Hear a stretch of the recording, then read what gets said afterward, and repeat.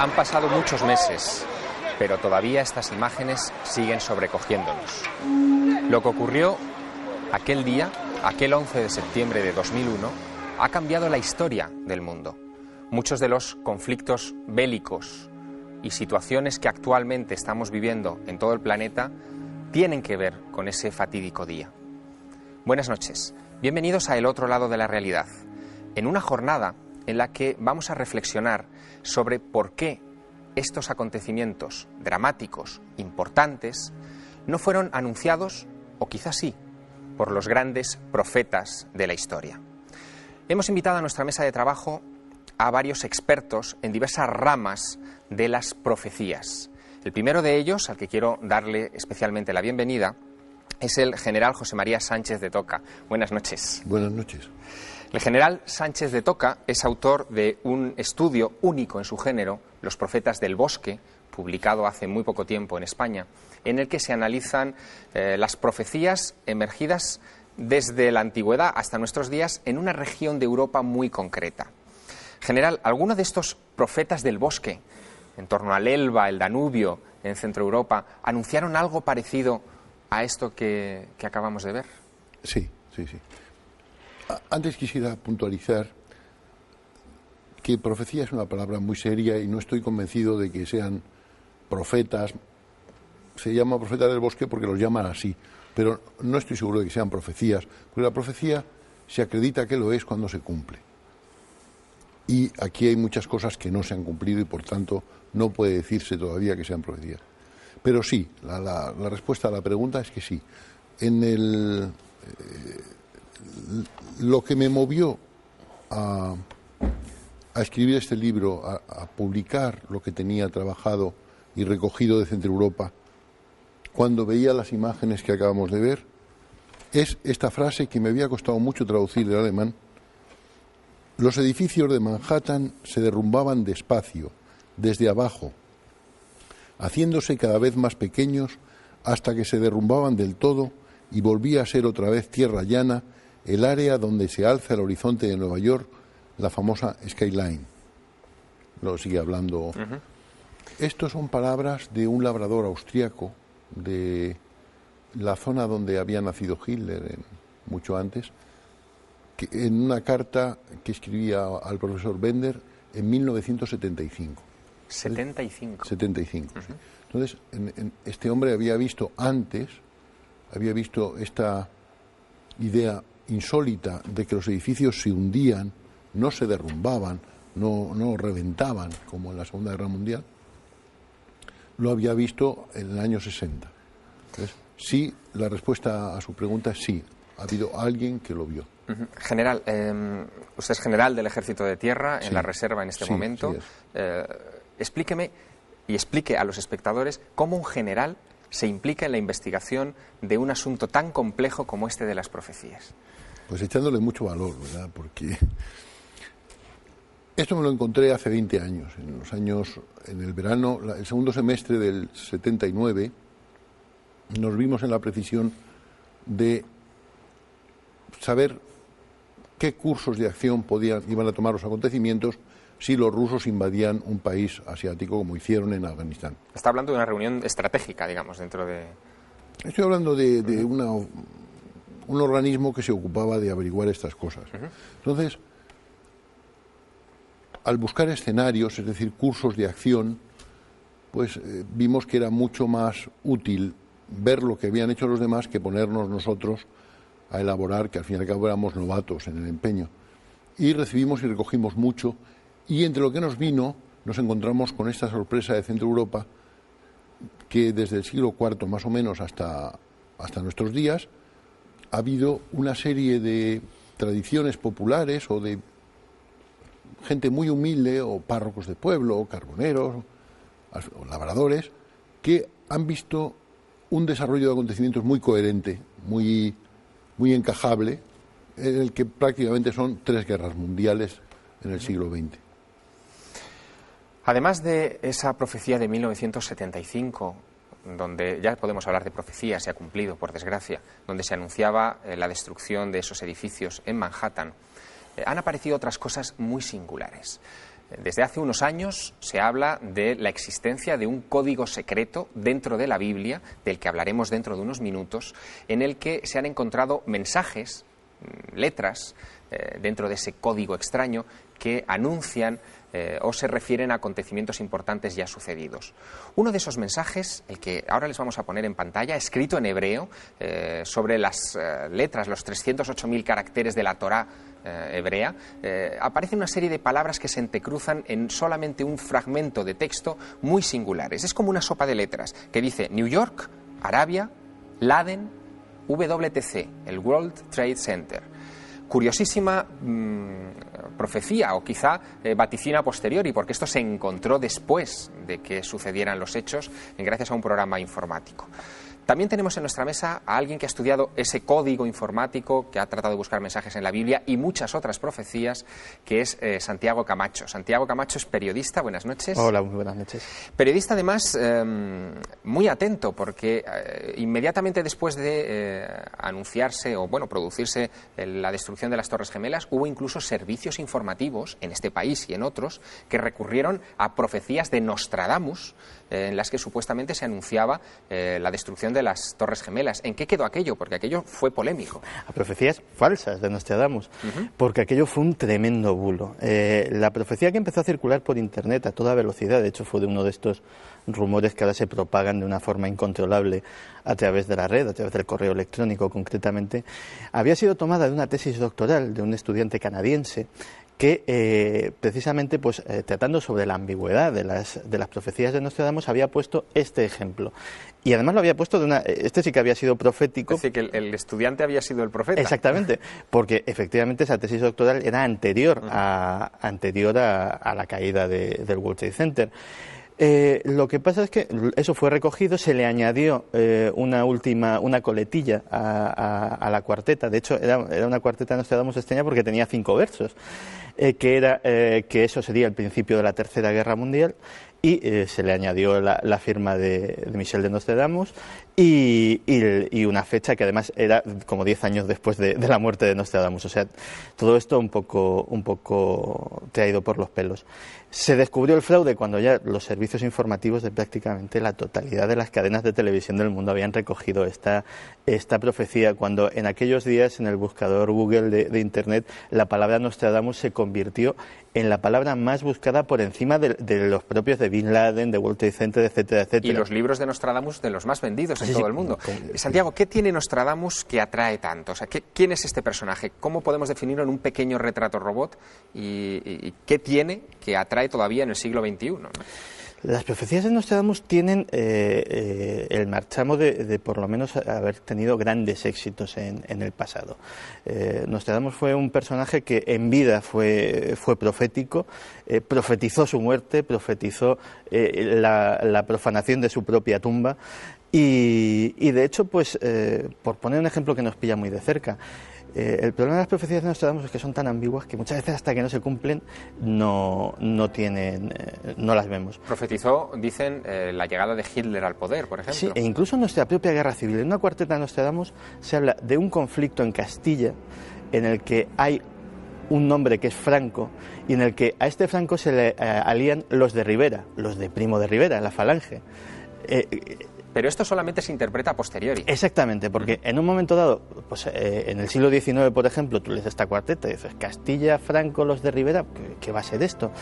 Realmente la magia de Nostradamus es que parece que está sellado todo el mensaje que nos da, de tal manera que solamente tenemos acceso a él cuando a lo mejor ya es demasiado tarde. General, en su libro Los profetas del bosque hay algo que a mí me ha llamado particularmente la atención, y es que usted interpreta este fenómeno de las profecías como una especie de señales de tráfico de sistemas, por utilizar el argot técnico, de alerta temprana, es decir, que se producen o se enuncian para advertirnos, para que no se cumplan. Para que no ocurran, sí. Ajá. Y en ese sentido son bastante infructuosas, ¿verdad? O sea que si es un sistema de alerta temprano, es un sistema que no ha funcionado, no por su calidad, sino por la escasa receptividad de quien debía haber hecho caso. Porque anuncian las 2 guerras mundiales, hablan también de una tercera. Ellos hablan de 3 acontecimientos mundiales. Acontecimientos mundiales. Llaman acontecimientos mundiales, Weltgeschehen. Entonces, el primero, inequívocamente, es la Primera Guerra Mundial. El segundo, inequívocamente, es la Tercera Guerra Mundial. Y el largo, de verdad, el volumen de datos y de descripciones, porque son muy concretos, estos no son como Nostradamus, esto no es nada críptico, esto es meridianamente claro, se entiende a la primera, ¿no? Pues es el tercer acontecimiento mundial, un acontecimiento verdaderamente terrible, pero que, como ocurre con las profecías, por lo menos en las profecías de verdad, anuncian para después una época mejor, una época. Hay una cosa muy curiosa, por ejemplo, Joseph Narr, uno de estos visionarios de 1763, escribe algo muy llamativo. Habla de que antes de que se produzca el final de los tiempos habrá señales que lo precederán. Muchos profetas hablan en esa línea y dice: el tiempo peor de todos llegará cuando las mujeres lleven zapatos bajo los cuales se pueda mirar a través. Claro, estamos hablando de los tacones, ¿no? Sí. Y hay mucha relación entre ropa, usos, personas que volarán, máquinas que irán por debajo de los mares. Esto es más visionario casi que Julio Verne. El capuchino de Düsseldorf decía, antes de 1762, cuando las mujeres, a causa de tanto orgullo y petulancia, no sepan qué traje quieren ponerse, ora corto, ora largo, ora estrecho, ora ancho, cuando los hombres cambien sus modas y lleven generalmente la barba de los capuchinos, entonces Dios castigará al mundo. Esto en esta época del 18, pensar que las señoras podían ir de corto, de largo, de ancho. Hábleme, general, de una profetisa del siglo IV, Santa Odilia, cuyas profecías incluso se llegaron a utilizar como propaganda durante la Guerra Mundial. ¿Cómo se ha instrumentalizado esto de las profecías para hacer o sembrar el miedo en los enemigos, ¿no?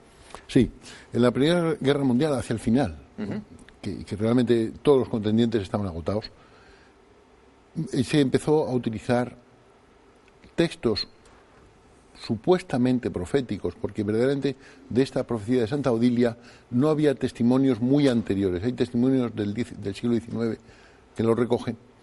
Pero lo curioso es que esta profecía de Santa Odilia, lo que dice se ajusta mucho más a la Segunda Guerra Mundial que a la Primera. O sea, más a Hitler, por ejemplo. Más a Hitler. ¿No? Hay una frase de Santa Odilia que dice: el conquistador partirá de las riberas del Danubio. Hitler nació muy cerquita en la cuenca del Danubio. Sí. Hitler, por cierto, Santiago Camacho, es un personaje que también parece que está reflejado en esas cuartetas famosas de Nostradamus. Sí, hay varias que hacen referencia a precisamente un personaje nacido en esa misma región, un gran general que haría caer a Francia, que haría temblar al mundo, que nacería en el seno de gente humilde, pero que llegaría a las más altas cimas, y que incluso le vaticina pues un final amargo y terrible como el que finalmente tuvo Hitler. Volvemos otra vez a lo mismo. El contenido de estas cuartetas es claro ahora, e incluso inconfundible. Es decir, las cuartetas que se refieren a Hitler, que se refieren a Napoleón, que se refieren, pues como hemos dicho antes, incluso a Franco, leídas ahora no resultan en absoluto ambiguas. Prácticamente dices, bueno, tal acumulación de datos, de nombres, es imposible que en 4 líneas sean fruto de la casualidad. Pero curiosamente, leídas 10, 15, 20 años antes de sucedidos los acontecimientos, son un completo galimatías sin sentido. Eso yo creo que es muy, muy sintomático, a lo mejor, incluso de lo poco posible que es de prever a veces el futuro, de cómo el futuro es una niebla en la cual a veces es casi imposible ver. Una niebla difícil de penetrar, pero que a veces nos da pistas impresionantes. Por ejemplo, la madre Shipton, en el siglo XV, decía: los vehículos marcharán sin caballos. Situémonos en el contexto. Marcharán sin caballos. Y los accidentes llenarán el mundo de desdicha. Alrededor de la Tierra, las imaginaciones volarán en un abrir y cerrar de ojos. Es casi una premonición de lo que hoy es la televisión. Las imágenes pasan de un lado a otro del planeta en cuestión de segundos. Hoy esta emisión puede ser vista en un montón de lugares simultáneamente a su contemplación en la ciudad de Madrid. De estas profecías tecnológicas, de los anuncios de una hipotética tercera guerra mundial, de lo que dice la Biblia en esos mensajes electrónicos que hemos sobrevolado rápidamente y de muchas cosas más, hablaremos en unos minutos a la vuelta de la publicidad. Como de costumbre, no pueden perdérselo.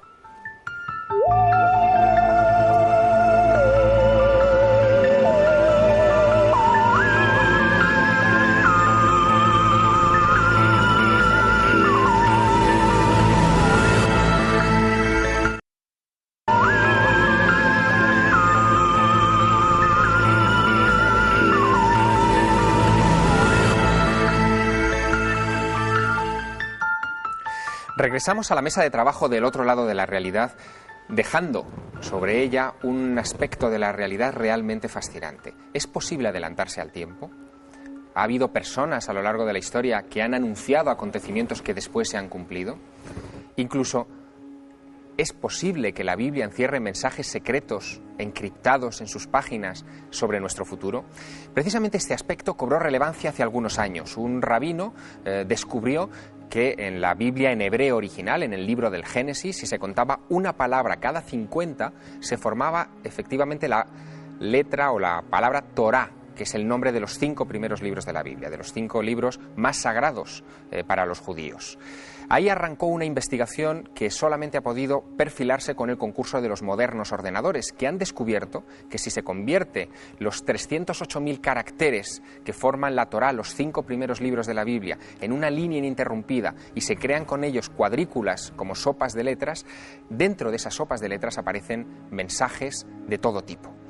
Ha habido una persona, un español, que ha creado un programa informático que ha permitido jugar así con las letras hebreas y que le ha hecho descubrir muchas de esas informaciones extrañas en los 5 primeros libros de la Biblia. Él se llama David Zurdo. David Zurdo, buenas noches. Buenas noches, Javier, ¿cómo estás? David es autor del libro Código B, del programa informático Código B, es asesor además del otro lado de la realidad. David, ¿cómo podemos explicar, para que lo entiendan nuestros espectadores, lo que es exactamente el código de la Biblia? Bueno, claro, deberíamos después hablar de si ese código es tal o qué es exactamente, en qué se basa. Pero si lo que hablamos es del método de búsqueda de mensajes, que yo no llamaría profecías, porque es más bien un método de búsqueda, algo misterioso, pero ¿cómo funciona? Sería, imaginemos que tenemos todo el texto de la Torá, algo más de 300.000 letras que has comentado antes, las colocamos en una sola fila, sin espacios, todas seguidas, todas continuas, en hebreo, tal y como es originalmente estos 5 primeros libros de la Biblia, el Pentateuco para los cristianos. Si nosotros colocamos todo en una fila y pretendemos encontrar una palabra en ese texto, no es que, por ejemplo, podamos encontrar Nueva York tal y como está escrito, porque en la Biblia, obviamente, si lo tenemos que leerla para ver que no está escrita la palabra Nueva York, pero podemos partir esa línea en pequeños fragmentos que, si son siendo todos iguales, es decir, buscando una equidistancia, podamos localizar letra por letra, pero todas a una misma distancia unas de otras, palabras como Nueva York o muchísimas otras, como ha sido el caso. Por ejemplo, hemos hecho búsquedas que han importado, que han interesado a nuestros espectadores a raíz de programas anteriores. Y, aunque les parezca a ustedes increíble, además de Nueva York, Bin Laden, World Trade Center, etcétera, como veíamos al principio del programa, se han encontrado dentro de esos códigos de la Biblia cosas como Belmez. David Zurdo, vamos a ver esa imagen, esa pantalla donde se ve escrito en hebreo Belmez, crimen, guerra, España. Bueno, curiosísimo, ¿no? Son muchas coincidencias, digamos, son muchas palabras que en un entorno, como se puede ver, muy pequeño, una especie de sopa de letras, no exactamente igual porque no son siempre contiguas, sino que a veces pueden estar simplemente a una equidistancia, pero son muchas palabras que están en un entorno muy próximo y que nos llaman por lo menos a la reflexión. Sobre todo, si me permites, cuando esto empezó, cuando saltó a la fama mundial por este rabino, y un periodista americano, neoyorquino concretamente, que estuvo investigando este tema, fue porque encontró que en la Biblia solamente con este método se hallaba una única vez el nombre Isaac Rabin, escrito en hebreo por supuesto, y se cruzaba con asesino que asesinará. Bueno, pues esto, en un único caso, cruzándose con eso y en un entorno próximo, hallar la palabra Amir, que fue el nombre del asesino, pues nos lleva a, al menos, el misterio, la duda, la posibilidad de decir, oye, esto merece la pena investigar. Pero, David Zurdo, ¿cómo es posible que encontremos en un texto hebreo escrito probablemente hace 3.000 o 4.000 años cosas como lo que vamos a ver a continuación? 23F, año 1981, Tejero. Es decir, ¿esto tiene algún sentido? Sí, el sentido es el que un poco comentaba antes, que no estamos buscando directamente en el texto de la Biblia, sino en los caracteres que forman la Biblia, pero utilizando un método, vamos a llamarle cabalístico. Hay algo que sí que me llama la atención. Todo lo del código de la Biblia cobra carta de magnitud a nivel estadístico, porque esto podrían ser coincidencias estadísticas, a raíz de un experimento que se realiza en Israel, en el que se buscan los nombres de 32 rabinos importantes y esos nombres se cruzan con sus fechas de nacimiento y con sus fechas de muerte. La probabilidad de que solo uno estuviera cruzado con fechas de nacimiento y fechas de muerte es de 1 entre 62.500, es decir, que es una probabilidad muy difícil. Efectivamente, lo que pasa que de ahí, fíjate que estamos dividiendo el problema en dos partes, ahora mismo tú lo has dividido, y es que esté cifrada una información que ya era conocida por el que cifró ese texto, o que no era conocida. precisamente lo que nos interesa no es lo que está cifrado y que podría ser conocido, sino lo que no es conocido. Bien, como método, desde luego, de profecía, no es una cosa válida directamente, no es una forma científica de tratarlo, puesto que muchos de los mensajes no se han producido. Pero sí que es verdad que por el otro lado, la otra parte, es muchos acontecimientos de la historia aparecen de una manera, como hemos visto en alguno de los pantallazos que hemos visto en la imagen, pues codificado con toda precisión. Fíjense ustedes, por ejemplo, en el siguiente.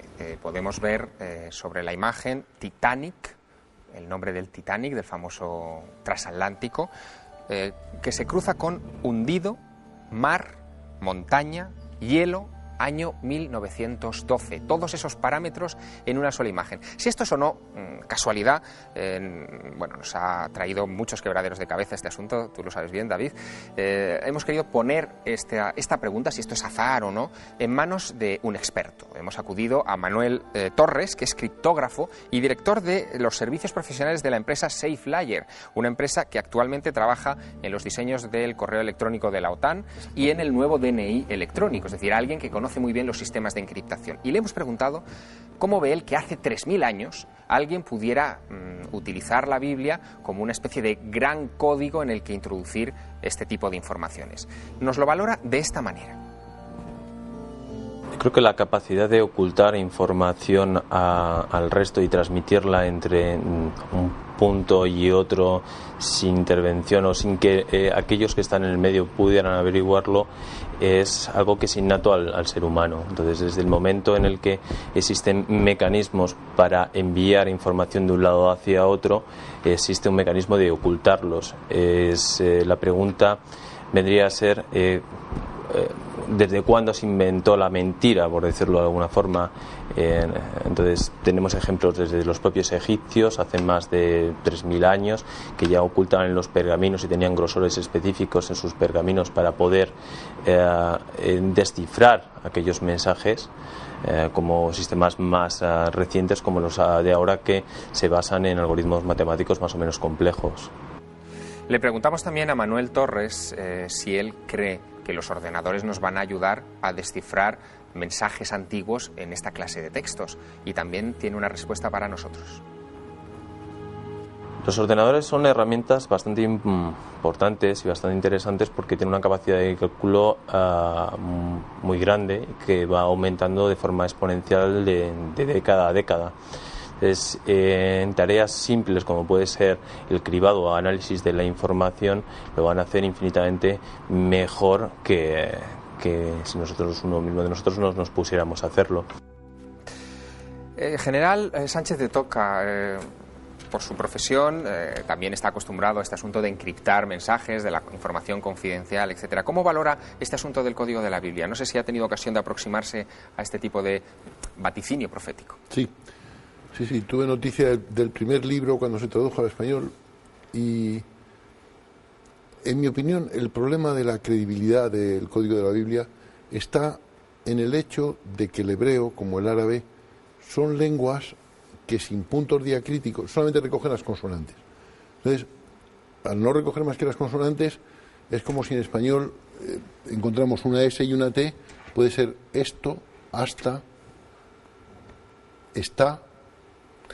Es decir, es muy ambiguo. Sí, que con las consonantes se pueden formar muchas palabras. Muchas palabras. El ejemplo de Yahvé y Jehová, es decir, que se pueden formar con las mismas consonantes. Antes le decía a Santiago, KTB es la raíz de escribir. Entonces, KTB significa lo mismo libro que escritura, que escrito, que escritor, que escribir, que escribiré.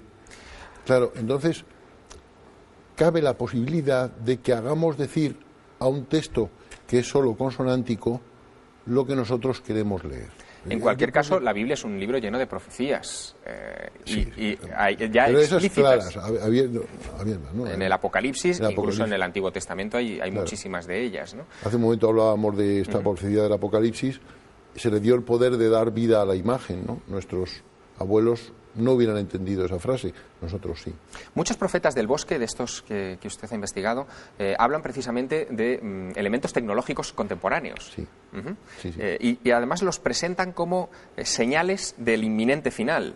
¿Esto lo debemos tomar de un punto de vista apocalíptico o podemos como dice usted, señalarlo como señales de tráfico y aminorar la velocidad. Bueno, de un inminente final no, del tercer suceso mundial, ¿verdad? Sí, uno de ellos dice, y estás en el bar y ves lo que ocurre en Viena en una pantallita, ¿no?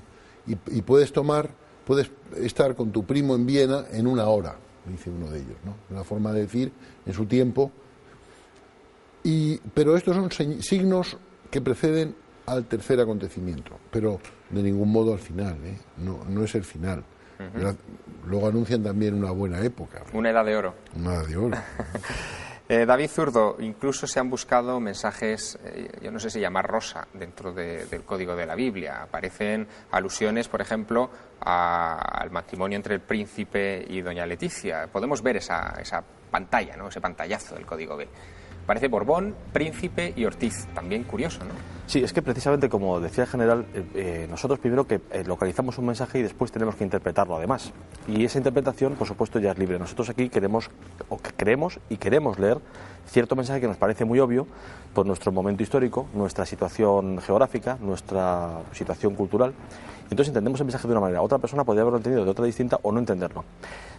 Toda esa problemática, unida al propio método de búsqueda y a la parte estadística, matemática, que no podemos obviar, no podemos extraer, pues nos da que nosotros podemos utilizar esto como una especie de, entre comillas, juego para buscar lo que ocurrió en el pasado, sorprendernos por la probabilidad muy baja a veces de que algo suceda. Muy baja significa que es muy difícil que eso esté consignado, y a partir de ahí pues quizás lo demás no podamos utilizarlo. ¿Por qué? Porque como método de profecía científico desde luego no nos va a servir. Pero es muy complicado pensar que alguien en la antigüedad hubiera ideado un sistema de encriptación de mensajes tan complejo. Los sistemas de encriptación eran mucho más sencillos. Me gustaría que nos explicaras alguno de ellos. Sí, os puedo contar. Quizá el más famoso, ¿no? Bueno, el más famoso porque además es el primero. Tuvo muchísimo éxito en su día, y sobre todo lo tuvo porque en aquel momento nadie estaba pensando en que otra persona o alguien pudiera encriptar algo. Entonces, porque el método realmente es prácticamente infantil. Es el método de Julio César. Este método consiste, es una clave de sustitución. Nosotros escribimos un texto, aquí tenemos escrito, el alfabeto y el otro lado. Y lo que vamos a hacer es linealmente transformar o transcribir este texto del otro lado según este sistema de César, que consiste simplemente en contar 3 letras a partir en el alfabeto, en el orden del alfabeto, de las que nosotros tenemos escritas en claro, que se llamaría el mensaje que se puede entender, y a partir de ahí utilizarlo. Yo he escrito el alfabeto castellano, evidentemente latino para el castellano. Si fuese italiano sería otro alfabeto un poco diferente, para el latín también sería diferente, pero en fin, el método es igual. Entonces, por ejemplo, la E sería contar 1, 2, 3 caracteres, se podría transformar en una H. La L sería 1, 2, 3, ya digo que para el español pues en una ñ. La O la tenemos por aquí, 1, 2, 3 en una R. Bueno, este método simplemente consiste en ir cambiando una letra, contando unos caracteres. Se podría hacer con más caracteres, hacia atrás, hacia adelante, hay muchísimas variaciones. Es una de las formas. Hay muchas profecías peculiares dentro de ese código de la Biblia, que además entroncan con otras antiguas. Una de ellas tiene que ver con los papas. Vamos a hablar también esta noche aquí de las profecías de los papas. En una de esas pantallas, generadas por ordenador con los 308.000 caracteres de la Torá, se puede leer lo que van ustedes a ver a continuación. Se ve en una misma cuadrícula Luciani Albino, que es el nombre de Juan Pablo I. Juan Pablo I, exactamente. Asesinado. Esto arroja una luz sobre algo que sigue siendo un misterio de la historia reciente contemporánea. Crimen, luchar, poder, ocultar, y da la fecha, año 1978. Bueno, sobre esto hay mucho también que decir, porque de los papas no solamente ha hablado el código de la Biblia, hay otros profetas notables que han hablado también de este asunto. Uno de los más llamativos es San Malaquías. Santiago Camacho, San Malaquías fue un personaje realmente singular que describió los papas desde su tiempo hasta ese hipotético final, en 112 lemas, ¿no? 111 lemas, ¿no? Exactamente.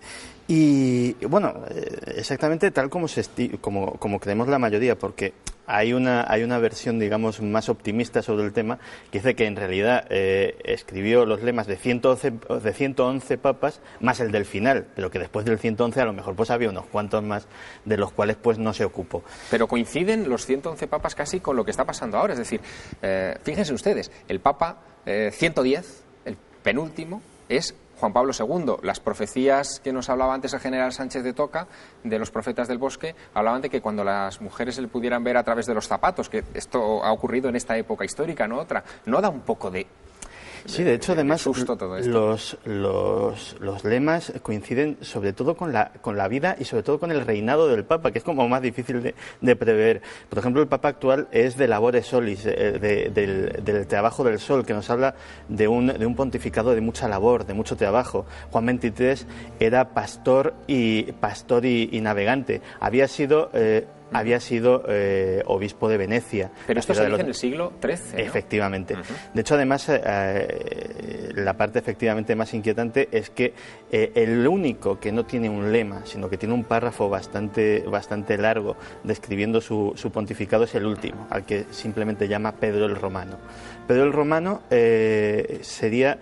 el Papa que después de un periodo prolongado de tribulación, y en esto sí se explaya unas cuantas líneas, en el cual pues tendría que asistir a su rebaño pues en periodo muy duro, presencia el final de la Iglesia y el final de los tiempos tal como los conocemos ahora.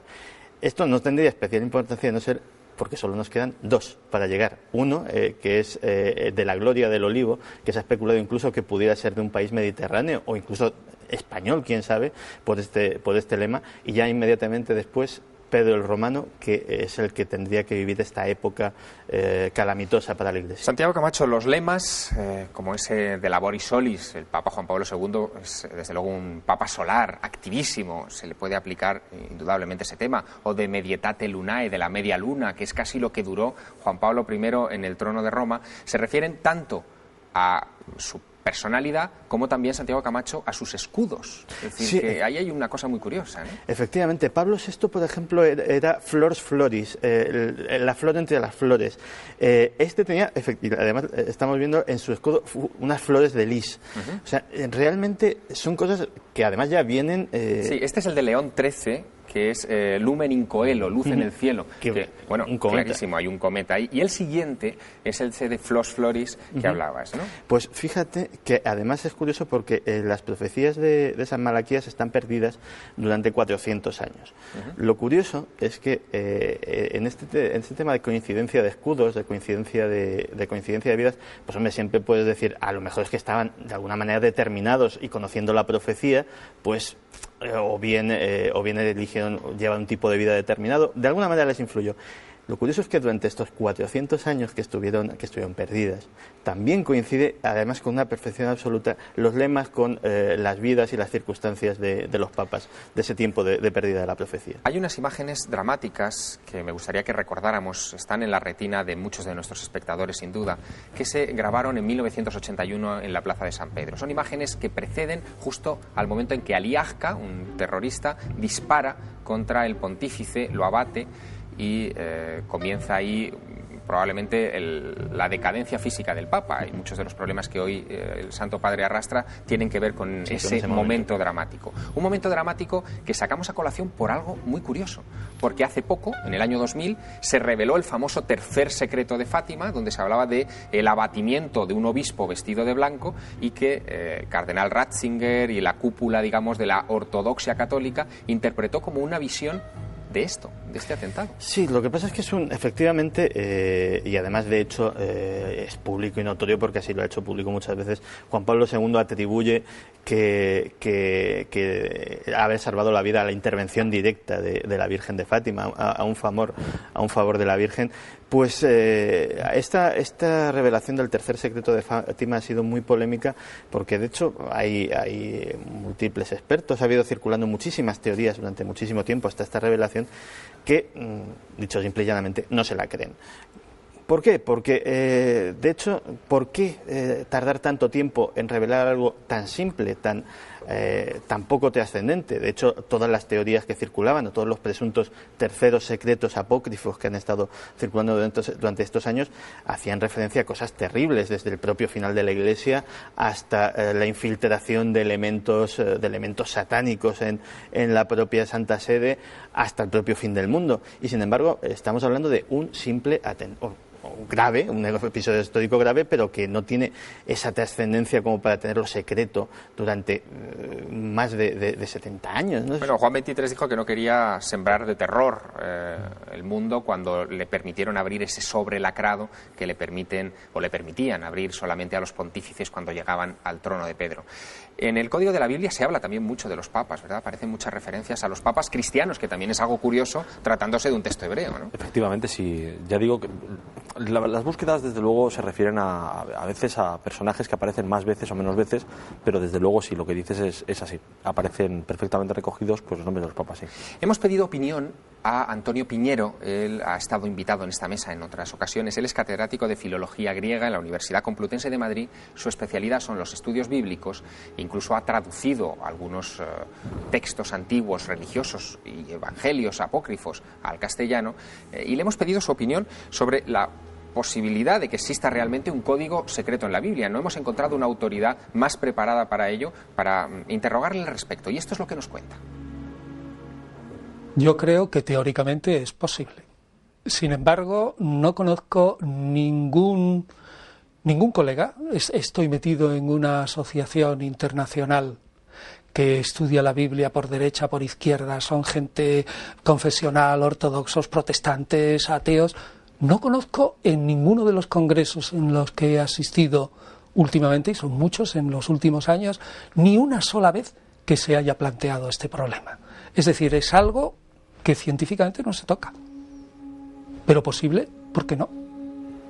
Una de las preguntas que le trasladábamos a Manuel Torres, al experto en criptografía que está trabajando ahora en el futuro DNI de todos los españoles, era si creía que los ordenadores iban a ayudar a descifrar este código en el futuro. Esa misma pregunta también se la hemos trasladado a Antonio Piñero. Si hay una idea esencial, sobre todo en la Biblia hebrea, está claro es que el Dios de Israel se revela en la historia y en los acontecimientos históricos. Los ordenadores pertenecen al sistema de hoy y pertenecen al devenir histórico nuestro. Yo creo que si ese código existiera, no creo que esté en la mente del revelador nada contrario a que vengan ahora los hombres con los medios que tienen a descubrir ese código. Vamos, yo, si hubiera sido el revelador, estaría contentísimo que se emplearan todos los medios. Ahora bien, también es bastante duro pensar que textos, algunos que tienen aproximadamente en su última redacción, no 3.000 años, pero sí por lo menos 2.500, 2.600 años, es también bastante duro que haya que esperar 2.600 años para descubrir algunas verdades. Uno se pregunta, bueno, ¿y por qué tan tarde, no? Vaya un ánimo que tenía el revelador, que ha esperado. ¿Por qué las generaciones de los 2.600 años antes se han quedado sin encontrar estos tesoros ocultos? Yo también soy escéptico al respecto. Crítico, suspicaz con el código de la Biblia, Antonio Piñero se le ha formulado una duda. ¿Por qué los que han buscado mensajes ocultos en la Torá, en esos primeros 5 libros de la Biblia, lo que nosotros llamamos el Pentateuco, por qué se ha buscado ahí y no se ha buscado en otros sitios, en otros textos sagrados supuestamente revelados? Por ejemplo, el Corán, o por qué no en el Nuevo Testamento. Bueno, a esa duda él trata de responder, se la formula y trata de responder. ¿Nos lo explica? Esto lo aplicas a la Torá, a la ley. ¿Por qué no lo aplicas a textos que según los judíos son igualmente sagrados? Y yo te diría, esos textos están esencialmente corruptos. Es decir, han sido transmitidos por la historia corruptamente. Cada investigador tiene que estudiar los manuscritos para determinar cuál es el texto. Por último te diría, ¿por qué empleas ese texto, por ejemplo, y no algún manuscrito de la ley de los que se han encontrado en Qumran, entre los manuscritos del Mar Muerto, que son muchísimo más antiguos y muchísimo más fiables? Y naturalmente daría unos resultados totalmente distintos. Es decir, yo veo que tiene graves dificultades de base. Tema difícil, el del código de la Biblia, el de los programas informáticos asociados a él. Incluso en Internet se pueden encontrar programas, por ejemplo, en la web de códigob.com, donde se puede trabajar con este tipo de asuntos. Pero yo quisiera trasladar una pregunta diferente a nuestro invitado, el general Sánchez de Toca, al respecto de los creadores de profecías, porque Hablaba antes usted de que eran campesinos en el río Elba, en el Danubio, etcétera, pero también hay personajes importantes de la historia que han formulado teorías en ese marco geográfico. Estoy recordando Durero, por ejemplo, ¿no? o Leibniz. Estas profecías, ¿cómo se investigan, ¿no? ¿Y qué es lo que contaron, claro? Bueno, Durero es que tuvo un sueño muy agitado. La acuarela está en el Kunsthistorisches de Viena. Es una explosión nuclear y la escribió en un estado de excitación. Debajo de la acuarela está escrito su texto, manuscrito, con la mano trémula y muy impresionado, ¿no? Muy impresionante. El de Leibniz es una conjetura el que hace, porque Leibniz era, como todos los grandes científicos, era un hombre profundamente religioso y tiene hechas algunas entre conjeturas y predicciones sobre el futuro, pero no se puede decir que hayan sido profecías, ¿no? Y en nuestros tiempos, Spengler es el más conocido, Spengler, el historiador de las civilizaciones, que viene a decir que cada civilización tiene 3 grandes guerras y que se suceden cada 25 años, y dio la cifra para la Tercera Guerra Mundial, que gracias a Dios no ha ocurrido. Entonces, se ha equivocado. El que elabora predicciones, pues como el meteorólogo o como los expertos en tráfico, normalmente da una hipótesis razonable que normalmente también no se verifica. Una predicción, si decimos dentro de 10 minutos vamos a estar como estamos, poco más o menos. Dentro de 24 horas, parecido. Más allá, verdaderamente, no tenemos ni idea de lo que va a pasar. Pues algo así, ¿no? General, las conclusiones. Javier, a ese respecto, perdóname, sí. Javier, me acuerdo de un caso muy parecido, que es el de Augusto Comte, que es el padre del método científico actual, moderno. Él dijo que lo que seguro que no iba a conseguir el ser humano, seguro, lo dijo en el siglo XIX, era saber la composición de las estrellas. Y es algo que hoy en día se hace de una manera rutinaria en cualquier observatorio astronómico. Mal profeta. Bueno, son profecías que fallan también cuando se basan en la ciencia y en la especulación de lo que va a ocurrir. Hay una cosa que sí que me gustaría, un poco para ir concluyendo este examen de las profecías, y específicamente de las profecías del bosque de Alemania, que son un poco las conclusiones. Hay unas conclusiones muy llamativas. Por ejemplo, la mayoría de estos profetas son varones, contrariamente a lo que muchos hemos pensado de pitonisas o vaticinios más del ámbito femenino, ¿no? Y hay más conclusiones muy curiosas. Más varones que en las que he recogido, ¿no? Yo he recogido unas 100, de las cuales he publicado 75. De estas 75 publicadas hay más varones que hembras, pero bastantes más. Más laicos que personas consagradas o religiosos o párrocos, que los hay, ¿no? Y en cambio no se puede establecer una clasificación mayor, porque su variedad es enorme en todos sentidos. Solteros, casados, viudos, labradores, matemático, economista, profesor, carbonero, titiritero, de todo. Es enorme, es una relación de 4 líneas de profesiones distintas. General, y más en estado de vigilia que no en trance o con visiones. Eso es una cosa muy llamativa. Esta parte solamente se ha transmitido de las más modernas. Las más antiguas, a lo largo de los siglos, se van descarnando y llega nada más que el mensaje. Entonces, efectivamente, muchos de ellos es en estado de vigilia, con doble visión. Ven la realidad física, la que vemos todos, y ven otra más, como un film LED o como un clip. Pero otros no, otros ha sido en sueño. El de Durero estaba medio en sueño, ¿no? Bueno, algo que tiene un marco geográfico muy concreto, como es esa zona de Centro Europa, quizá pueda trasladarse pronto a España. Parece que usted está investigando a ver si encuentra ese ánimo profético en la península ibérica. Le deseamos mucha suerte en esas investigaciones y nuestra admiración porque un general como usted esté trabajando en este tipo de trabajos. También gracias a Santiago Camacho y, por supuesto, a David Zurdo, porque entramos ya en esos instantes finales muy esperados por todos ustedes, por los espectadores, por nuestros espectadores, en los que nos mandan sus correos, sus fotografías, sus cosas para que analicemos y para que les demos respuesta. Carmen Porter ya está en nuestra mesa. Buenas noches, Carmen. Buenas noches, Javier.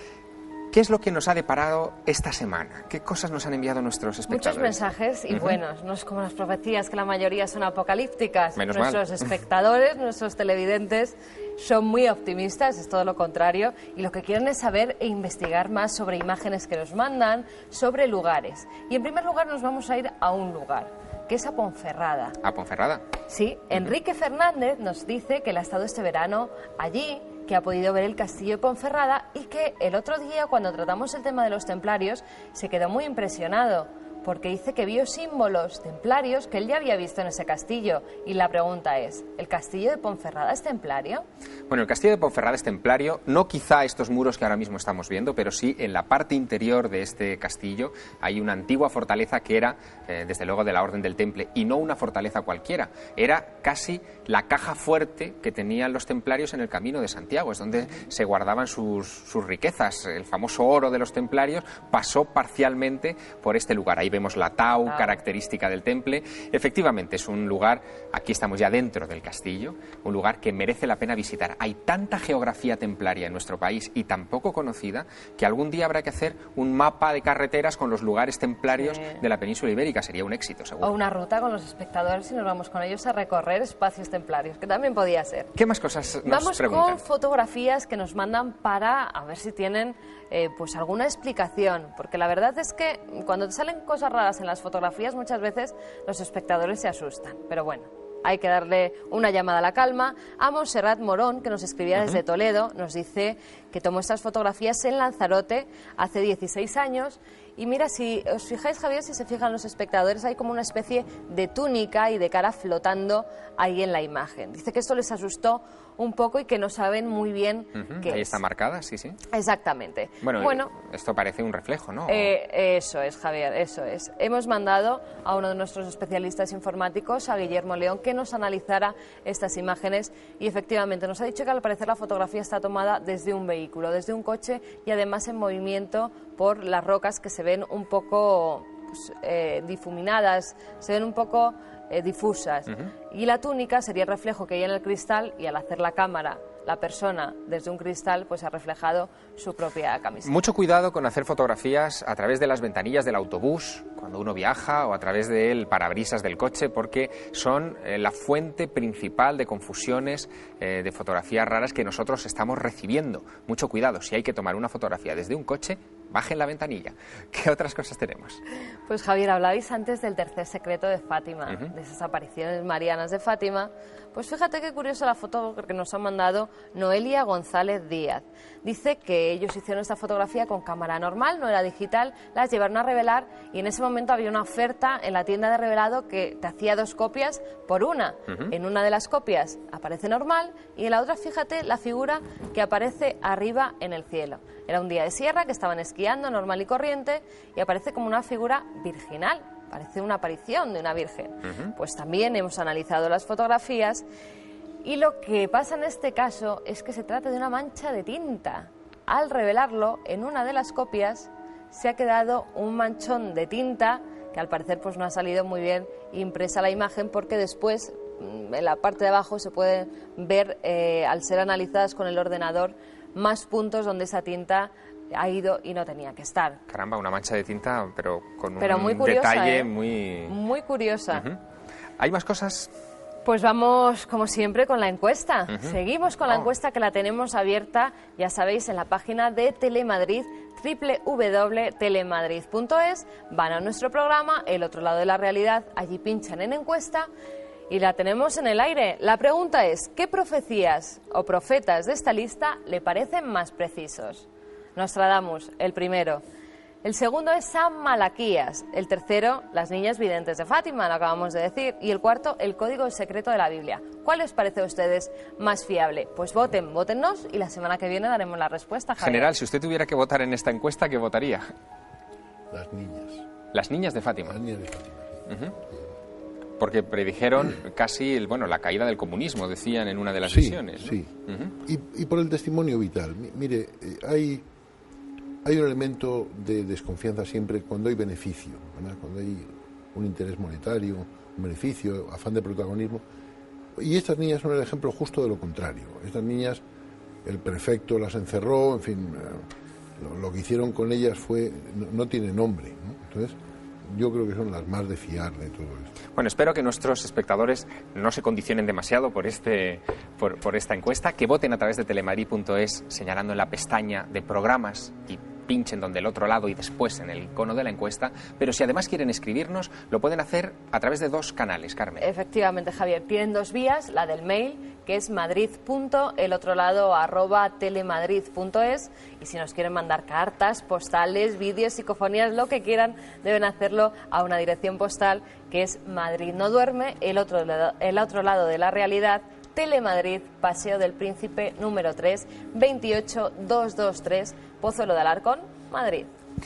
Me quedo de esta noche con la conclusión del general Sánchez de Toca cuando decía que las profecías son como los sistemas de alerta temprana, como las señales de tráfico en la carretera, indicativos que nos dicen cuándo debemos decelerar, cuándo debemos tomar precauciones al tomar una curva, cuándo debemos ajustar nuestra velocidad como civilización. Tomemos así las profecías, pensemos que después de estos vaticinios proféticos nos aguarda un mundo mejor, en eso también coinciden unánimemente todos esos profetas del Bosque o de otros sectores de la historia, y enfrentemos la semana próxima con ilusión, porque el próximo programa también vendrá lleno de sorpresas. No falten a la cita de los viernes aquí en Telemadrid, en el otro lado de la realidad. Buenas noches.